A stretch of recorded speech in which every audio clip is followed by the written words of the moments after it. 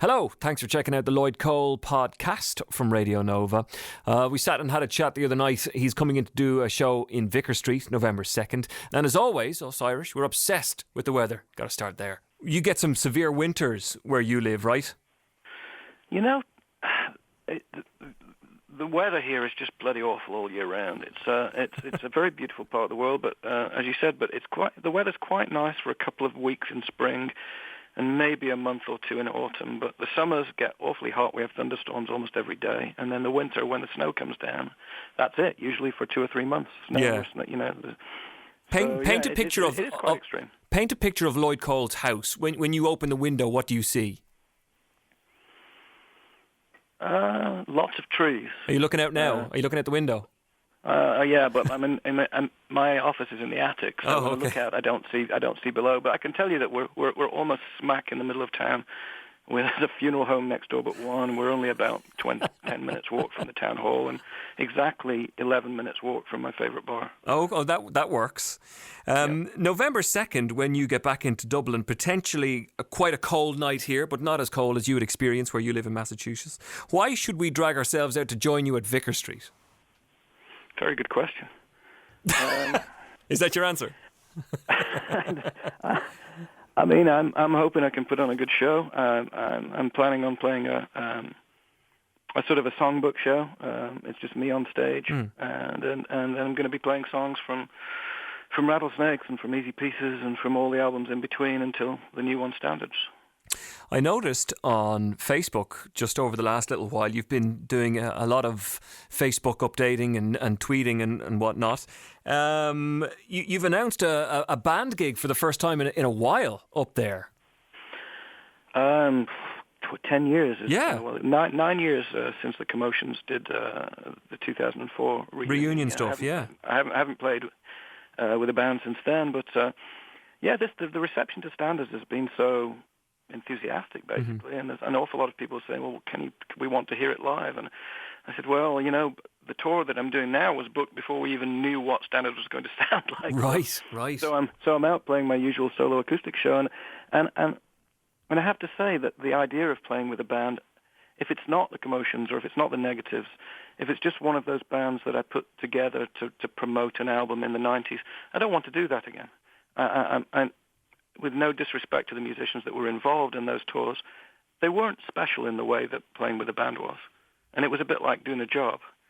Why not? Why were they not?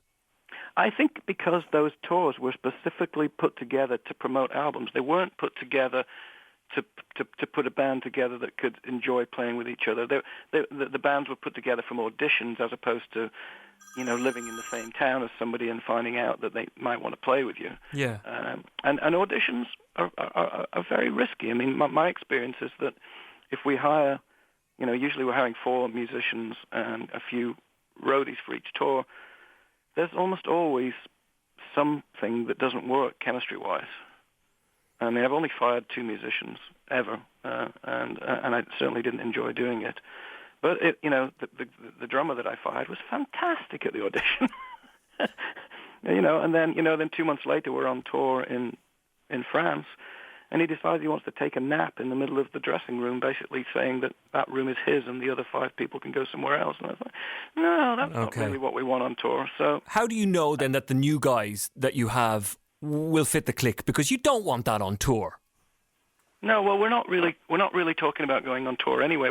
We're in January. Yeah. All we're doing is we're playing a few shows to see if it works. Okay. Okay. So this is hence the test the water. I see this. Okay. Yeah. I mean, we're going to play. I'm not even supposed to be talking about it really, but we're playing a few shows just in the UK, and I've found thinking to try and find a way that I could make something like this work, I have to also think economically as well. I mean, if I formed a band over here where I live, I could do that. I actually know some great musicians from around here. Yeah. But almost all my work's in Europe, so every time we'd be doing something, it would be 5 flights every time. Work permits are really quite difficult to get for people who are not known musicians, and it just seemed like I couldn't see any way to make that work. So I started thinking, well, maybe there's a band in Europe that might actually want to play with me. and I actually did this TV show in Sweden at the beginning of the promotion for Standards. And the house band was fantastic. I was really surprised. I expected it to be awful, but they were great. And I started thinking, well, maybe they could do it. And then I started thinking, well, is there any... Oh, what about the Leopards in Glasgow? I love the Leopards. And so Excellent. I emailed my old friend who runs the record company they work with, and I said, are the Leopards still doing anything? Do you think they might want to play with me? And he emailed me back a couple of days later. He said they're right up for it. So we're gonna see what happens. You see, that sounds nice. That sounds like that's quite organic. It fell together quite by accident. You loved it. Those guys loved it. And who knows where this will bring you? Exactly. And if it works out well, then we're going to be in a position where, yeah, maybe we could play at Vicar Street with the band maybe sometime next summer. But that maybe if it works out well, we'll just have the option to do that from time to time. I mean, it doesn't make economic sense to take a band everywhere in the world anyway. I could probably only afford to bring the band to, say, Dublin and Belfast if we came to Ireland. Right. So if I want to tour, if I want to go to Galway, and I want to go to Cork, I'm going to have to play some solo shows anyway. Right. But I do like the idea of being able to mix it up. Do you find that, for that reason alone, do you find that it's a little bit lonely in Lloyd Cole's world at the minute, then, that you don't have that big kind of money backing? Well, the money backing, you can say that it was great, but I mean, some of those expenses are still being repaid. Right. So it certainly was advantageous at certain times to have the leverage of what became Universal behind me. Absolutely, no question that that was a big help. But some of the decisions that we made in those days, based on having that effectively a safety net, can you believe that a band like Lloyd Cole and the Commotions would have gone out on tour in 1986 and made a loss? It seems incredible. But we did. We played sold-out shows all around the world, and we made a loss because we put on too big of a production. We had too many roadies. Yeah. Nobody was sharing rooms, and when we thought about the touring, and it made sense back then. We thought about the touring as something that we'd do to promote the albums, so that people would buy the albums and we'd make money from the albums, and that worked, and that did work up to a point. But the very idea of doing a sellout tour that lost money, in retrospect, seems one of the most ludicrous things you can imagine, and I feel a bit embarrassed that I was allowing decisions to be made and not sort of, clamping down. God bless him, Morrissey would never have let that happen.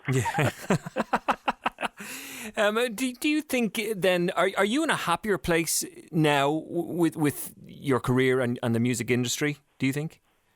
No, not at all. I mean, I'm happier in some ways in my life, and I'm unhappier in other ways. I certainly feel that I'd gradually worked my way into a sort of niche artist situation, which I'm not at all happy with. I think I make music like Van Morrison makes, or Elvis Costello, or whatever. I think I make music that's accessible to a lot more millions than of people. Right now. So no, I'm certainly not happy with that. And if anything, I'm a little happier right now because clearly this record is doing something to sort of edge me back towards something that I'd be happier with. Okay, well, for now we get the solo show, the acoustic show at Vicar Street, and fingers crossed maybe you'll consider bringing the Leopards across and seeing us again maybe next year in 2014. Lloyd, really nice to catch up with you. Thank you so much for your time. Very appreciated. Oh, you're welcome. Thank you.